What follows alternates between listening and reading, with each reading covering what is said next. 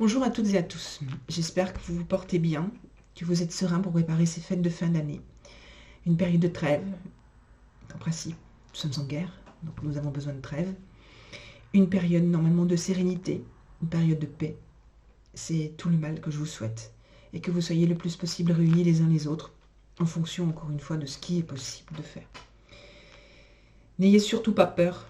N'ayez surtout pas peur, quoi qu'il se passe aujourd'hui. Ne laissez pas la peur vous envahir, parce que si vous laissez la peur vous envahir, là c'est certain que ce n'est pas vous qui serez maître de vous. Donc cette vidéo a pour but de parler un petit peu des valeurs humaines. La différence aussi, le fait d'avoir des différences d'opinion, des différences de pensée, et même carrément d'être totalement différent. Voilà. Alors concernant les valeurs humaines, durant des années, tout a été fait pour valoriser le matériel, que ce soit par la publicité, donc les médias, la télévision, même les livres, des films, de mettre en avant que celui qui ne portait pas une Rolex à 50 ans, ça me rappelle quelqu'un ça d'ailleurs, il avait raté sa vie, de mettre en avant que celui qui n'avait pas une Porsche, c'était franchement pas terrible de rouler en 2 chevaux, de mettre en avant que des personnes qui n'étaient pas habillées avec X et Y marques, ils ne pouvaient pas se sociabiliser. Donc notamment à l'école, cela a créé énormément de discrimination, énormément d'écart entre les enfants, parce que si vous n'avez pas un smartphone à tel âge, si vous ne portez pas tel type de marque à tel autre âge et ainsi de suite, vous êtes considéré comme absolument obsolète. Et on ne veut pas s'occuper de vous, on ne veut pas être ami avec vous, on ne veut même pas vous approcher. Tout le système, durant des décennies, a créé cela de façon à valoriser le matériel et l'argent. La plus belle valeur que vous ayez, c'est vous. Ce ne sera jamais une montre, ce ne sera jamais une maison, ce ne sera jamais une voiture, ce ne sera jamais un vêtement, qu'il soit de marque ou pas du reste. C'est vous. La plus grande richesse et la plus grande valeur, c'est vous. Ne l'oubliez jamais. Et ça, personne ne peut vous le retirer. Vous dans votre intellect, vous dans vos émotions, vous dans vos sentiments, vous dans vos ressentis, vous dans vos idées, vous dans votre savoir, tout cela n'appartient qu'à vous-même. Personne ne peut vous l'enlever. Personne ne peut vous le retirer. Et je dirais même, personne n'a à le juger. Alors j'entends de ci et de là des nouveaux jugements de valeur et surtout véhiculés par les réseaux sociaux. Dieu sait s'ils sont fantastiques pour ce faire. Le fameux cyberbullying ou cyberharcèlement, une de mes clientes me disait dernièrement, parce que j'ai émis une opinion différente d'une autre, mais une opinion qui tenait parfaitement la route, qu'elle était totalement capable d'illustrer, je me suis fait incendier sur la toile. Pour avoir été victime de cyberbullying, et vous êtes au courant maintenant de cela, oui, ça fait mal. Oui, ça fait mal. Mais j'aurais tendance à dire quelque chose que me disait souvent ma grand-mère. La boue n'atteint pas. Merci ma grand-mère. Feu ma grand-mère. La boue n'atteint pas. Parce que c'est que de la boue tout ça. Ce sont des gens qui vous jugent. Mais vous connaissent-ils? Bien sûr que non. La plupart du temps, ils ne vous connaissent pas. Est-ce qu'ils ont compris vraiment ce que vous vouliez dire? Parce que faire un écrit sur un post, c'est pas la même chose que de le dire face à face, où là on peut s'expliquer. Il ne faut pas oublier que par rapport au virtuel, c'est souvent court, même sur Twitter, on a une certaine limite. Est-ce que cela suffit à pouvoir vraiment illustrer le fond de votre pensée? Bien sûr que non. Et au lieu de demander, mais de quoi voulez-vous parler? Quel est le fond de votre pensée? Non, on va systématiquement vous incendier. Et je dis bien incendier. Et à minima. Vous allez prendre cher, en gros, jusqu'à vous insulter, hein, dans tous les sens du terme. Comme je l'ai dit dans ma dernière vidéo, pour mon droit de réponse concernant l'affaire d'Agen, et en insultant autrui, c'est pas autrui que vous insultez, mais vous-même. Parce que vous n'avez aucun respect pour votre propre personne. Parce que vous n'avez pas développé suffisamment de potentiel et d'intelligence pour vous dire que, mais c'est peut-être pas faux ce que cette personne dit. Et elle a le droit de penser autrement. La différence. La différence. Aujourd'hui, c'est quelque chose qui est de plus en plus prohibé, parce qu'il n'y a plus que 2 camps, comme tout État en guerre. À partir du moment où on est en guerre, il n'y a que 2 camps. C'est je suis pour l'ennemi ou je suis pas pour l'ennemi.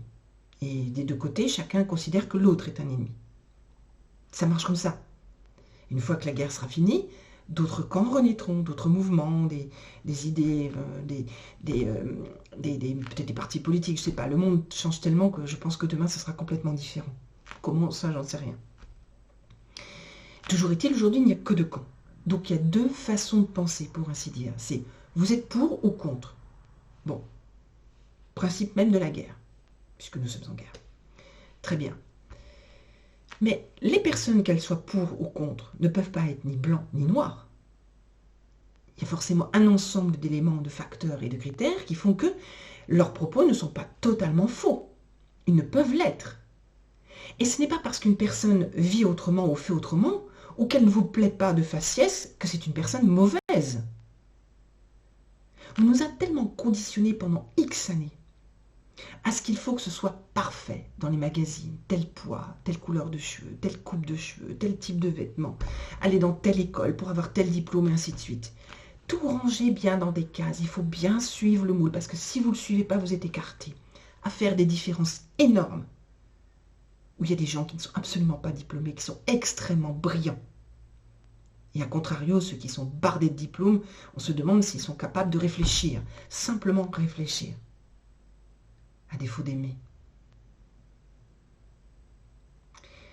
Ces différences-là, c'est la richesse de l'humain. En profilage, on dit que chaque être humain a son propre profil. Même si vous avez des jumeaux, des triplés, des quintuplés, tout ce que vous voulez, tout le monde a un profil unique, comme un DNA, un ADN. Exactement pareil. Donc forcément, nous sommes tous différents. Et vous savez quoi? C'est ça qui est extraordinaire. Parce que ça nous oblige à apprendre de l'autre, qu'on soit d'accord ou pas. Ça nous oblige à comprendre l'autre, qu'on le veuille quelque part ou pas. Parce qu'il est plus serein de le comprendre que de faire l'autruche. Faire l'autruche, on nivelle vers le bas et on tombe. De faire un système scolaire qui est identique pour tout le monde, avec le même processus, les mêmes types d'écoles, les mêmes types de métiers, où on a occulté des nouveaux métiers durant des années, on est très en retard. Pourquoi c'est toujours les mêmes métiers depuis X années que l'on fait, que l'on propose? Pourquoi? Et pourquoi le manuel est moins bon que l'intellectuel? Parce qu'un manuel n'est pas un intellectuel. C'est le système scolaire qui a fait ça, via certainement les politiques, via tout un système de lobby, de je ne sais quoi qu'il y avait derrière. Mais à l'école, les faits sont là. Quand j'instruis, moi, j'instruis à ma façon par rapport à mon métier. Mais certainement pas en me calquant sur ce que demandent les écoles aujourd'hui. Parce que ça ne fonctionne pas. Les résultats ne seront jamais aussi bons. Et j'imagine que pour d'autres personnes, c'est pareil. Ils ont leur propre façon de faire parce qu'ils connaissent leur métier, ils savent exactement comment ils doivent dispenser leurs cours pour qu'en face, la personne reparte non pas avec 5, 10, 15% d'intérêt par rapport à cela de ce qu'elle va retenir, mais avec le maximum. Qu'elle soit intéressée, qu'elle suive les cours avec passion, que ça développe des tas d'autres choses et des potentiels. On donne un maximum. N'est-ce pas notre rôle de transmettre? Est-ce qu'on est pour uniquement juger autrui, critiquer, les ranger dans des cases et ne pas avoir cette ouverture d'esprit, de créativité pour le bien de l'humain et de la planète? Moi, ce n'est pas ma vision de la vie. Moi, ma vision de la vie est très claire. C'est le développement de l'humain dans l'amour, la connaissance, la bienveillance, la planète étant connectée à cet humain, dans le respect de toute cette écologie. Et ce n'est pas en faisant des lois ou je ne sais quoi qu'on y arrive. Mais là, je m'écarte du sujet. Donc, la valorisation de l'humain doit revenir, à mon avis, au centre de tout. Parce que nous sommes terriblement riches et on utilise très très très peu de nos potentiels. Tous, autant qu'on est. Mais on a tous des tas de potentiels qu'on peut développer. Vous ne les imaginez pas. La peur est une grosse entrave. L'ego est une autre très grosse entrave. Et tout cela peut découler des jugements de valeur, des a priori liés à la culture de famille, parfois la culture d'un pays, parfois un réseau, parfois une culture d'entreprise aussi, ou des dogmes qui sont imposés dans certains systèmes, dans certains environnements associatifs ou politiques, ou que sais-je. Tu dois faire ceci, tu dois penser comme ça, tu dois dire cela, et ainsi de suite. Non, non, non, non, non, non, non. Réfléchissez à ce que vous dites et à l'impact de vos propos. Réfléchissez avant de dire quelque chose, de juger autrui. Je n'aime pas cette personne parce que j'aime pas sa façon de faire les choses. Pourquoi? Peut-être parce que c'est simplement parce que vous n'aviez plus l'habitude d'entendre ce genre de choses. Peut-être parce que c'est trop nouveau pour vous, que vous considérez que finalement non, on ne peut pas considérer et apprécier cette personne, on peut pas... non, moi j'en veux pas de ça parce que c'est pas écrit dans les médias, c'est pas écrit dans ce que j'ai appris depuis des années. Mais si c'était la bonne issue pour vous en sortir, si c'était quelque chose qui pouvait vous apporter que du positif dans votre vie, si ça pouvait être salutaire pour vous, y avez-vous songé? Vous êtes-vous simplement même posé la question? Juste vous poser la question. Et c'est à cela que sert cette vidéo, en cela qu'elle sert, pardon. Posez-vous les bonnes questions avant de critiquer autrui. Mais pourquoi cette personne ne regarde jamais la télévision? Et pourquoi pas? Et pourquoi cette personne ne s'habille jamais de telle manière? Et pourquoi pas? Je fais partie des gens qu'on a critiqués depuis des années, parce que moi je suis sortie du système il y a des années. Je me suis construite toute seule, me suis faite toute seule, mes travaux de recherche, j'ai aucune subvention, aucun laboratoire, rien. Pourtant le travail est reconnu, et je ne suis pas seule à vivre comme ça. Je ne suis pas seule à avoir fait ça. Mais si j'étais restée dans le système, je pense que je ferais comme vous aussi. Je jugerais, je réfléchirais plus. Je critiquerais. Je serais négative sur tout. Et j'aurais choisi un camp. Mais non, c'est pas comme ça que ça marche. C'est pas ça l'humain. Nos potentiels à nous, c'est pas ça. Nous ne sommes pas des robots. Et encore, il y a des robots qui commencent à réfléchir. Comment, je ne sais pas trop. Mais il faut se poser des questions. Nous ne sommes pas des robots. Et développer nos potentiels, oui, ça demande du travail, c'est vrai. Mais les résultats derrière sont tellement énormes, sont tellement importants, vous enrichissent tellement, vous font grandir tellement, et puis vous apportent tellement de choses autour de vous, sur l'humain notamment, mais pas que. Alors quand je lis le décès de Maradona, paix à son âme, et mes condoléances à la famille, que c'est un dieu qui est décédé, non, non, non, non, non. C'était un grand footballeur, certes, un dieu certainement pas. Pas à mes yeux, et pas aux yeux de la valorisation des humains. Qu'a-t-il apporté vraiment dans la société? D'avoir bien joué au football? D'avoir valorisé l'image du football? Oui, mais ça sert à quoi? Ça a apporté quoi au niveau des êtres humains? Ça a apporté vraiment quoi de constructif? Moi, je ne l'ai pas vu. Expliquez-moi. Moi, je ne l'ai pas vu. Est-ce que c'est quelqu'un qui a énormément aidé autour de lui en valorisant un ensemble de choses? Peut-être, peut-être pas. Quand bien même il l'aurait fait, et tant mieux s'il l'a fait. Moi, je ne l'ai pas vu personnellement. Est-ce pour cela qu'il mérite le titre de Dieu? Est-ce en cela qu'on doit l'élever au titre de Dieu? C'est un être humain qui a fait ce qui était nécessaire de faire selon ce que lui voulait faire. A-t-il fait du bien, du mal? Je ne sais pas. Moi, je ne le connais pas personnellement. Mais le gratifier de Dieu dans la presse, c'est une façon de vous manipuler, de considérer que le foot, il faut l'encenser, que des gens comme Maradona, il faut les encenser. Et qu'est-ce qu'on fait d'une brave femme célibataire qui élève seule ses enfants avec un petit salaire? Que fait-on d'elle? Et d'un chef d'entreprise qui trime comme un fou pour essayer de faire en sorte que chacun gagne son salaire, alors que lui se paye parfois moins que ses propres salariés et qui travaille tous les jours au risque de perdre sa famille, tellement il donne du temps à sa société. On en fait quoi de ces gens-là? Et de ceux qui se battent pour notre liberté dans l'ombre, de ceux qui font un ensemble de choses pour nous éveiller, pour nous permettre de comprendre que l'humain est bien plus important que le reste, que nous avons le droit d'être libres, que nous avons le droit de penser comme on veut, que nous avons le droit de faire ce que l'on veut, à partir du moment qu'on fait du mal à personne, qu'on ne veut pas rentrer dans des cases. C'est pas des dieux, ça, alors, dans ce cas-là? Ce ne sont pas des dieux, eux? Tous ces gens-là? Ceux qui luttent fortement contre certaines choses et qui réussissent à battre des épreuves extraordinaires dont on ne parle jamais. On n'en parle jamais. Les gens qui ont fait des choses, mais inimaginables à nos yeux. Ils l'ont fait. Ils ont réussi. Alors on met en avant certains, oui. Mais il y en a tellement d'autres que l'on préfère mettre de côté parce que ça pourrait déjà ranger cette façon de penser que l'on a imposée depuis X années. Non, il faut acheter une machine à laver comme ça, il faut acheter telle lessive, il faut aller chez tel médecin, il faut surtout prendre tel médicament et mettre vos enfants dans telle école, acheter tel type de voiture, avec telle option, telle couleur, etc., etc. Et puis les vêtements ceci, et aller en vacances cela, et ainsi de suite. Vous n'avez pas le sentiment d'être manipulé. Vous n'avez pas le sentiment d'avoir perdu votre libre arbitre. Vous n'avez pas le sentiment de juger autrui parce qu'il fonctionne différemment de vous.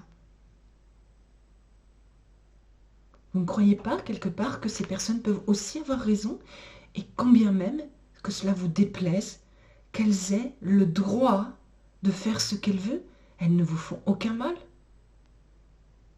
À partir du moment où tout le monde vivra pareil, qu'est-ce qui va se passer? Il m'est arrivé de travailler avec des clients dans les produits de luxe. Les diamantaires, plus exactement. Et sans rentrer dans les détails, j'ai découvert une place très importante où autrefois il y avait beaucoup de diamantaires, il y avait beaucoup de gens qui travaillaient autour de cet univers, dans la taille, dans la vente, dans le négoce, tout ce que vous voulez. Et aujourd'hui, il y en a de moins en moins, de moins en moins. Il ne reste que des loups.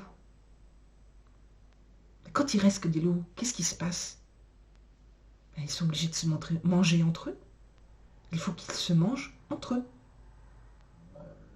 Et c'est ce qui va arriver si vous n'acceptez pas la différence. Acceptez que des gens puissent être différents en valorisant votre propre personne, à apprendre de cela, à vous enrichir de cela et à considérer que chaque être humain est unique comme vous l'êtes. Et dites-vous bien une chose, c'est que vous, ce que vous représentez, peut aussi déplaire à quelqu'un d'autre. Pourtant, pour vous, vous pensez être très bien, ou vous pensez ne pas avoir à déplaire à qui que ce soit. Mais vous pouvez déplaire quelqu'un d'autre. C'est dans les deux sens. Vous ne croyez pas que ce serait plus intelligent d'apprendre à mieux se connaître, d'en apprendre des uns des autres, de toutes ces richesses fantastiques qu'il y a qui vont créer des nouveaux métiers de demain dont on ne soupçonne absolument pas ni le contenu, ni le titre de ces métiers-là, qui n'auront pas besoin de diplôme, mais dont on valorisera uniquement les résultats. Et pareil pour les actes. Et pareil pour la façon de vivre. Et pareil pour la façon d'aimer. Parce qu'à critiquer autrui, pensez-vous vous aimer? Je ne crois pas. Moi, je ne le crois pas. Et la différence, c'est un nom qui vient d'une de mes clientes, mais je pensais aussi la même chose, qui elle a été aussi victime de racisme, tout comme moi et d'autres. C'est plus fort encore que le racisme quelque part, la différence. Et le racisme existe en tout. À partir du moment où vous-même, vous ne vous connaissez pas, vous ne voulez pas apprendre de vous, et donc vous ne voulez pas considérer autrui tel qu'il est, sans le juger. Sans le juger. Et même si c'est une personne vraiment très mauvaise, essayez de trouver suffisamment de pardon et d'amour en vous pour vous dire « Espérons qu'un jour cette personne va devenir bonne. » Ne lui vouliez pas de mal, ça ne sert à rien. C'est vous que vous dévalorisez. Je voulais vous faire passer ce message en espérant que cela vous apportera beaucoup de choses. Et en attendant ma prochaine vidéo pour les vœux de 2021, les fêtes de fin d'année, eh bien je vous les souhaite très belles dans le préparatif, dans l'amour de vous tous. Portez-vous bien, au revoir et à bientôt. Et merci pour votre écoute. Et merci aussi pour votre soutien.